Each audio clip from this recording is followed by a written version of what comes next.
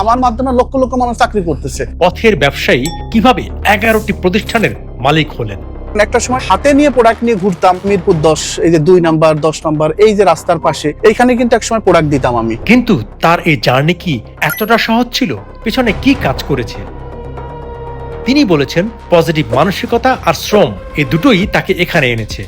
পারবো না, পারি না, আমার দ্বারা সম্ভব না, এই কথাগুলো কখনো বলা যাবে না। একদিন রোজার একদিন আমি প্রোডাক্ট নিয়ে মার্কেটিং এ বের হলাম। সারাদিন প্রচুর মার্কেটিং করছি, অনেক রোদ ছিল সেদিন, অনেক গরম ছিল, সবকিছু মিলায় প্রচুর তৃষ্ণার্ত ছিলাম। তো সারাদিন মিলায় একটা প্রোডাক্ট আমি সেল করতে পারিনি। খুব খারাপ লাগতেছিল। ইফতারি করার পর অনেকেই জানেন আড্ডা দেয়, তো একটা ভ্যানের উপর অনেকে বসেছিল। তখন আমি ওখানে যে যখন কথা বললাম, বলার পর নামাজ টামাজ পড়ে যখন ওদের সাথে বসলাম, কথা বলার সাথে সাথে আমার ওখান থেকে প্রায় 8-9 পিস বিক্রি হলো। তাতে আমার প্রায় ওখান থেকে 2000 টাকার মতো লাভ হলো। এই যে বিষয়টা, মানুষ হতাশ হওয়া যাবে না। একটা সারাদিন কোনো সেল হয় নাই, রোজা থেকে একটা পয়সা সেল করতে পারিনি। ইফতারি পরই 5+ স্টার রেটিং প্রাপ্ত দেশের সর্বোচ্চ বিদ্যুৎ সাশ্রয়ী ও eco friendly Walton AC, Walton air conditioner, smart comfort এখন নেক্সট লেভেলে।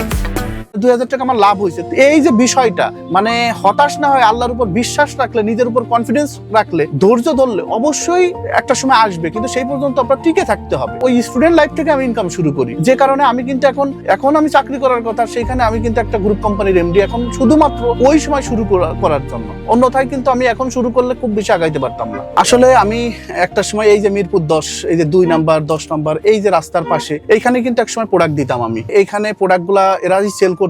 আমি এক সময় এখানে মিনিমাম 20টা দোকানে আমি প্রোডাক্ট দিতাম। এখন আসলে মাঝে মাঝে এখানে আসি, মাঝে মাঝে আমার সেই স্মৃতিচারণ করতে। তো এখানে যখন এসে আমি দেখতে পাই যে এখনো অনেকে করতেছে, আমি অনেককে সাজেশন দেই যে এইভাবে করলে আরো ভালো কিছু করতে পারবেন। আমার খুব স্মৃতিকাতর হয়ে পড়ি, কারণ এই অঞ্চলটা একদম আমার এতটাই আমার পরিচিত। কারণ একটা সময় প্রতিদিন সকাল দুপুর বিকাল নাই এই রোডটা দিয়েই আমি 3 থেকে 5 বার চলাফেরা করতাম এবং এখানেই আমি প্রোডাক্টগুলো দিতাম। তো এখন আসলে বুঝি যে একটা মানুষ চেষ্টা করলে একটা নর্মাল জায়গা থেকে অনেক বড় পর্যায়ে জায়গায় চলে আসা যায়। ওইখানে যখন ছিলাম আমি হাতে নিয়ে প্রোডাক্ট নিয়ে ঘুরতাম, অনেক জায়গায় নিজে নিয়ে দেখাইতাম, নিজে মার্কেটিং করতাম।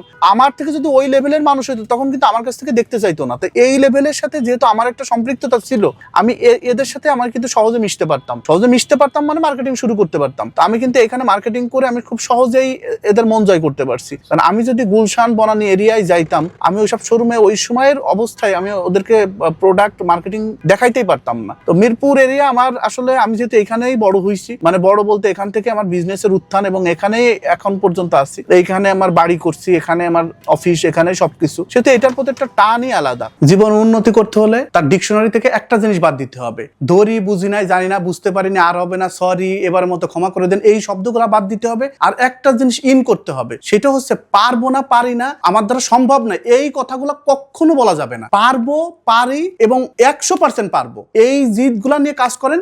এই ধরি মনে করি, বুঝি নাই, সরি, এইসব শব্দ ডিকশনারি থেকে বাদ দেন। আপনি 100% ইনশাল্লাহ সফল হবেন। কে কি বললো না ভেবে নিজের কাজে লেগে থাকুন, সময় সব বলে দিবে। ব্যবসা করতে আসছি, এখানে আমার মাধ্যমে লক্ষ লক্ষ মানুষ চাকরি করতেছে। এই পথটা যদিও খুবই মসৃণ ছিল না, কিন্তু আমি বুঝি যে একটা মানুষ যদি মন থেকে চাই, অবশ্যই সে অনেক কিছু করতে পারে। 14,000 টাকাতে যখন শুরু করি ব্যবসাটা স্টুডেন্ট লাইফে 2010 সালে, তখন থেকে তো এটা কল্পনা করিনি যে আজকে এই পর্যায়ে আসবে। তবে হ্যাঁ, ভিতরে জিদ ছিল, ভিতরে স্বপ্ন ছিল যে বড় কিছু করবো। আজকে যেমন আমার নিজের 11টা ফ্যাক্টরি, এই যে তার ভিতরে একটা দেখেন সুইংলেস ফ্যাক্টরি, এখানে কেবললেস ফ্যাক্টরি। আপনি যদি মন থেকে চান, মন থেকে যদি আপনি জিদ করেন, আপনি এটা করবেন, আপনি পারবেন। সবচেয়ে বড় বিষয় থাকে যে না, কোনো শব্দ বলতে কোনো শব্দ নাই আমার ডিকশনারিতে। আমি পারবো না, পারি না, হবে না, হচ্ছে না, এটা আমার কোনো শব্দ নাই। আমি যে কোনো মূল্যে অ্যাট এনি কস্ট আমি এটা ট্রাই করি এবং দিন শেষে আমি দেখি নিয়ত যেভাবে করি ঠিক সেইভাবে হয়ে যায়। আমরা আসলে শুরুতে আমার বিজনেসটা একদমই জিরো থেকে শুরু হয়। আমি স্টুডেন্ট লাইফ থেকে 2010 সালে পড়াশোনার পাশাপাশি কিন্তু শুরু করি এবং আস্তে আস্তে আমি ধাপে ধাপে এই পর্যন্ত আসি। এখন আমাদের সর্বশেষ 11টা আমাদের ফ্যাক্টরি আছে নিজেদের। সর্বশেষ একটা বিল্ডিং, আমি 8 তলা বিল্ডিং, নিজস্ব বিল্ডিং উদ্বোধন হয়েছে, ওখানে 5টা ফ্যাক্টরি চালু হয়েছে।